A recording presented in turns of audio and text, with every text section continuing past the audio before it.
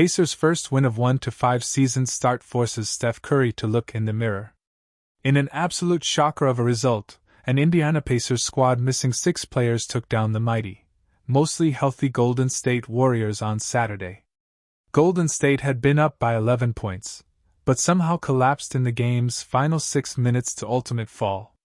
Indiana ended the game on a 20-5 rally to win its first game of the year, and improved its injury-plagued record to 1-5. The more talented Warriors, meanwhile, dropped their second consecutive contest and fell to a pedestrian in the West 4-3 season start. Guard Quentin Jackson's career-high 25-point night, on 10 of 16 shooting from the floor and 2 of 2 shooting from the foul line, helped spark the Pacers, so it was fitting that he iced the final margin of victory, 114-109, with banked jumper against Draymond Green at the 4.8-second mark. Jackson also chipped in 10 assists, 6 rebounds and 3 steals. A well-rounded effort. Small forward Aaron Nesmith led Indiana with 31 points on 10 of 19 shooting from the field, 5 of 11 from distance, and 6 of 6 shooting from the charity stripe, while also contributing 6 rebounds and dishing out 1 dime. 3-time All-Star power forward Pascal Siakam notched 27 points on 12 of 23 shooting from the field and 2 of 3 shooting from the foul line, plus 5 rebounds, 3 assists, 2 steals and a block. Starting center Isaiah Jackson also chipped in 10 points and 8 rebounds. After the clash, a befuddled Stephen Curry reflected on the surprising result in his post-game presser, per Anthony Slater of ESPN. "They hit a couple big threes that got them over the hump, we missed a couple. This is one of those games where you just need to look in the mirror," the 2-time league MVP said. "There are parts of the game I made it too hard on all of us, with not getting organized, bad possessions, lack of energy. You give a team like that life, their record was a little misleading, because they've been in a bunch of games. They had enough talent where you saw they could make shots down the stretch." Curry had struggled with his shooting stroke during the Pacers' defeat, ultimately scoring a team-high 24 points but going just 8 of 23 from the floor, 34.8%, and 4 of 5 from the charity stripe to do it. He also dished out 2 assists against 5 turnovers. Next up for Indiana is a home clash against the Milwaukee Bucks, slated for Monday at 7 p.m. Eastern Time. The lights at Gainbridge Fieldhouse felt different that night, not brighter, not dimmer, but charged, like the air before a storm. The Indiana Pacers, battered by a 1-5 start that had fans shifting in their seats and commentators whispering about rebuilding years, took the floor against the Golden State Warriors. On paper, it was supposed to be a mercy killing. But basketball, like life, rarely obeys paper.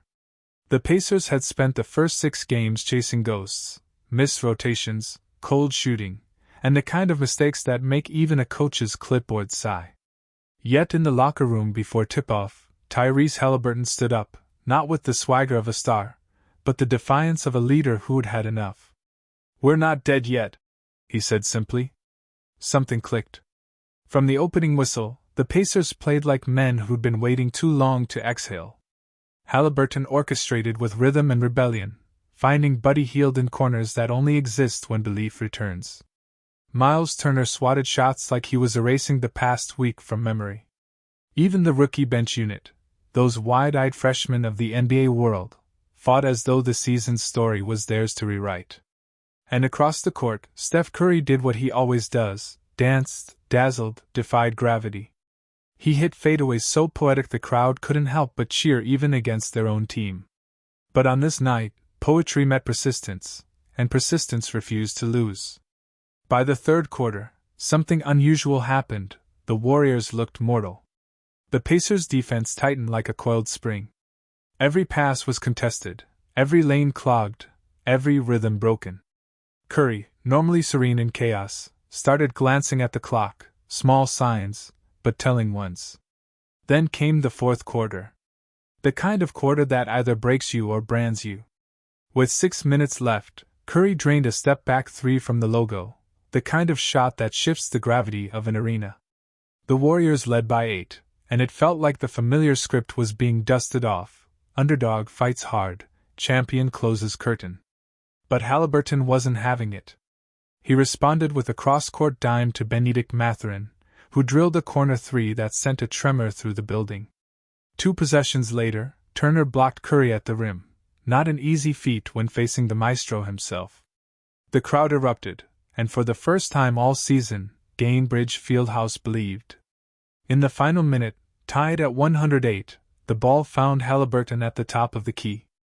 A quick screen. A hesitation dribble. A step-back three that seemed to hang in the air for a lifetime before kissing the net. 111-108.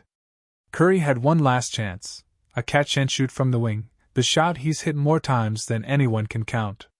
But it rimmed out. The buzzer sounded, and the Pacers, the same team that looked lost a week ago, had found themselves again. After the game, Steph Curry stood at his locker long after most cameras had turned away.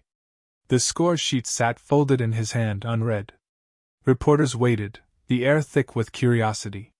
When he finally spoke, his voice was calm, but the words cut deeper than frustration.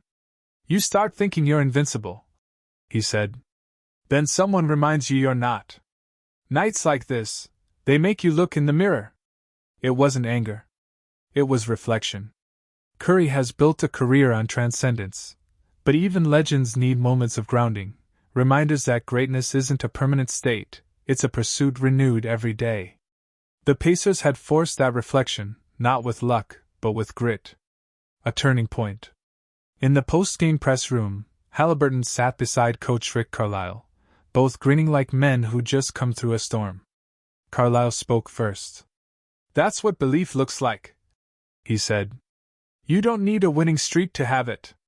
You just need one night where everyone refuses to quit." For a team that had been searching for identity, the victory was more than a number in the standings. It was a statement of intent. It wasn't about beating the Warriors. It was about proving they could beat themselves, their doubts, their hesitations, their early season ghosts. Meanwhile, Curry's words traveled quickly across sports networks and social media. Look in the mirror. Analysts debated what it meant. Was it about his team's defense? Their focus? Or was it something deeper, the quiet accountability that defines champions? For Curry, reflection has always been part of the journey. Every season brings a new challenge, a new generation trying to dethrone him, a new reason to dig deeper. The Pacers, hungry and overlooked, had given him a reason to do just that.